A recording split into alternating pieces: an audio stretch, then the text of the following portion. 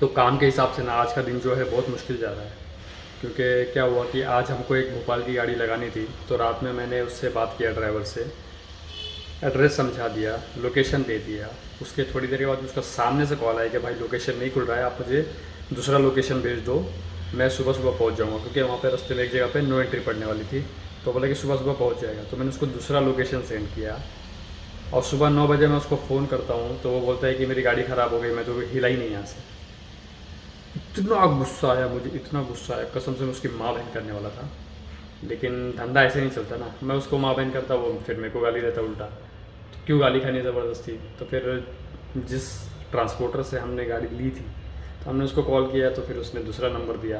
दूसरा नंबर मिला तो मैंने उस गाड़ी वाले से बात किया, तो मालूम पड़ा कि वो आले फाटा में है, आना था चाकन में किंदूरी बोल के जगह है वहाँ पर। तो है थोड़ा डिस्टेंस पे। तो सुबह 9:30 बजे के आसपास में मेरी बात हुई थी। तो बोला मैं अभी निकलूँगा। तो मैंने उसको एक अंदाज़ पूछा कि कितने बजे तक तू पहुँच जाएगा। तो वो बोला कि 2 बजे तक मैं पहुँच जाऊँगा। मैं बोला ठीक है। फिर हमको कंपनी को उस हिसाब से अपडेट करना पड़ता है भाई कि हाँ गाड़ी में कुछ प्रॉब्लम आ गया था। अब ये क्या हो रहा है, एकदम एन मोमेंट्स पे हो रहा है एकदम, मतलब अभी कंपनी वाले एक्सपेक्ट कर रहे हैं गाड़ी को सुबह, और वो गाड़ी वहीं पे रह गया। और अब हम इसको बोल रहे हैं कि 2 बजे तक पहुंच जाएगा, क्योंकि इस गाड़ी वाले ने बता दिया। ठीक है, अब 2 बजे बराबर अब रास्ते में हम लोग कैसे गाड़ी वाले को बार बार फ़ोन नहीं कर सकते, वो ड्राइव कर रहे होते, परेशान हो जाते। तो 2 बजे ही मैंने गाड़ी वाले को फ़ोन किया। तो बोला मैं यहाँ पे हूँ। बोला कहाँ पे। बोलता यहीं आले फाटक में।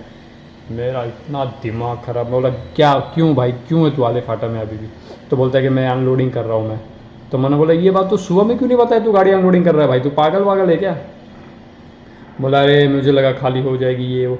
मैं बोला जब सुबह में तेरी मेरी बात हुई थी तो थोड़ी देर के बाद में 1 घंटे में बता देता, 1.5 घंटे में बता देता कि भाई गाड़ी अभी तक खाली नहीं हुई है, मैं कोई और गाड़ी ढूंढता। अब 2 बजे फिर दूसरी गाड़ी ढूंढो।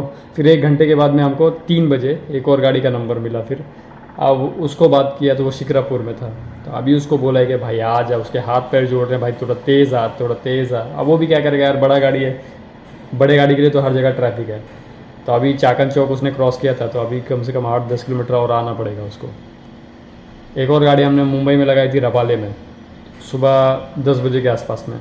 तो बोला बस यहीं हूँ, आधे घंटे का रास्ता, मैं पहुँच जाऊँगा। ठीक है, 1:30 बजे नहीं पहुँचा। उसको कॉल किया भाई किधर है। बोला भाई बस खाना खा रहा हूँ मैं, अभी पहुँच जाऊँगा थोड़ी देर में, पास में ही हूँ कंपनी के, 3-4 किलोमीटर पे।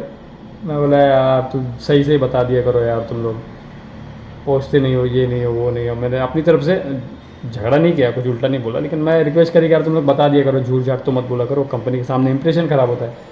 बोला नहीं नहीं मैं बस पहुँच जाऊँगा ऐसा सर। 1:30 बजे हमारी बात हुई, वो साला पहुँचा 3:30 बजे।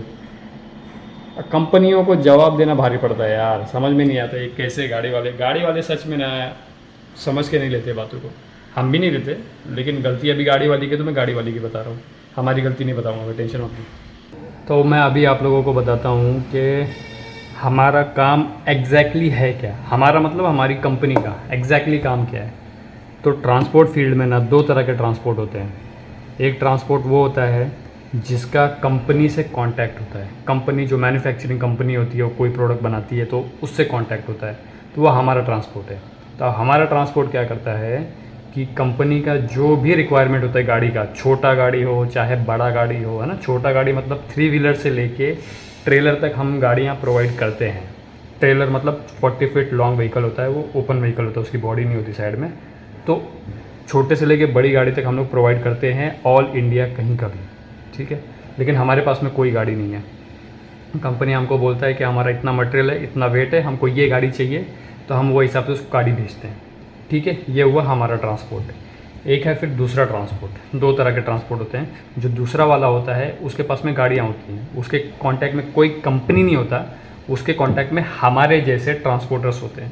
जैसे कंपनी का हमारे पास में कॉल आया कि हमको जो है वडोदरा का 14 फीट का गाड़ी चाहिए।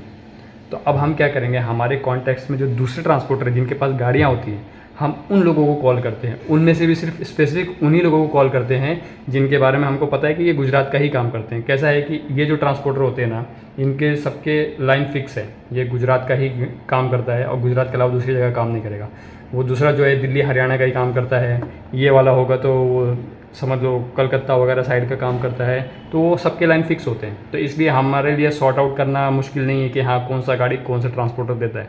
तो अब जैसे वडोदरा का ऑर्डर आ गया, तो हम लोग गुजरात के जितने भी दूसरे वो ट्रांसपोर्टर को हम लोग ब्रोकर बोलते हैं, तो गुजरात के जितने भी ब्रोकर होंगे हम उनको कॉल करेंगे और जो सबसे लोवेस्ट रेट देता है हम उससे गाड़ी ले लेते हैं। अब हम कैसे कमाते हैं? ऑब्वियस सी बात है, हम कमीशन लेते हैं। वो कैसे कमाते हैं? ऑब्वियसली वो भी कमीशन लेते हैं। तो कंपनी से गाड़ी तक पहुंचने के लिए 2 ट्रांसपोर्टर बीच में है और दोनों कमीशन कमाते हैं। ऐसे ही चलता है। 90% काम मेरे हिसाब से पूरे इंडिया में ऐसे ही चलता है, 2 ट्रांसपोर्टर होते हैं हर जगह पे। अब आगे जाके इंटरनेट का ज़माना है, फिर बिचौलिए हमारे जैसे ख़त्म हो जाएंगे तो अलग बात है, लेकिन फ़िलहाल ऐसे ही काम चलता है।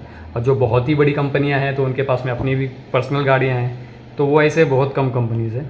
तो ये है हमारा काम, इनसे ऑर्डर लेने का, इनसे गाड़ी लेने का, इनसे भाड़ा लेने का, इनसे थोड़ा कम भाड़े में गाड़ी लेने का, और ऊपर का जो भी बचता है 2, 4, 5, 10, 15, 20 हज़ार रुपये जो रहता है वो हमारी कंपनी को बचता है। मैं तो सैलरी पे हूँ, हमारी कंपनी को ऐसे बचता है, हमारी कंपनी ऐसे पैसे कमाती है बस। तो अभी मैं कहीं गया था और आते हुए ज़ोरदार बारिश चालू हुई और मैं ऑलमोस्ट भीग चुका हूँ।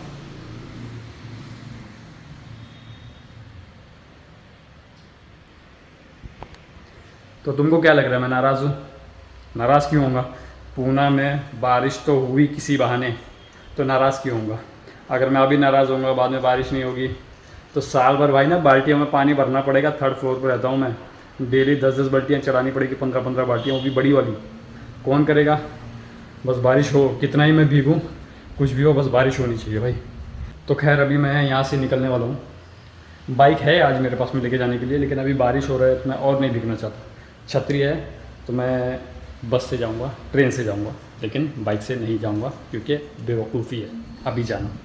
तो अब मैं चलता हूँ, मिलते हैं अगले ब्लॉग में।